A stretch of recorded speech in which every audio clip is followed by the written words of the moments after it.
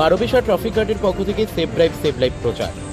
বৃহস্পতিবার আলিপুরদুয়ার জেলার বারোবিশা চৌপথি এলাকায় কুমারগ্রাম থানার অন্তর্গত বারোবিশা ট্রাফিক গার্ডের পক্ষ থেকে সেভ ড্রাইভ সেভ লাইফ কর্মসূচি পালন করা হয়।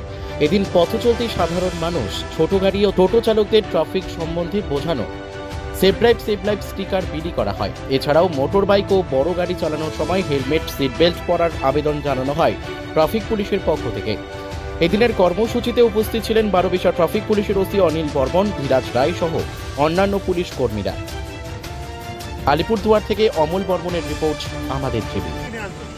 গাড়ি সবসময় গাড়ি টার্নিং জায়গাতে মানুষ ঘুরে না, আর আপনার গাড়ি লাগলে আপনারা সবচেয়ে দুর্বল টোটো গাড়ি ভেঙে যাবে, কাকে দোষ দেবেন?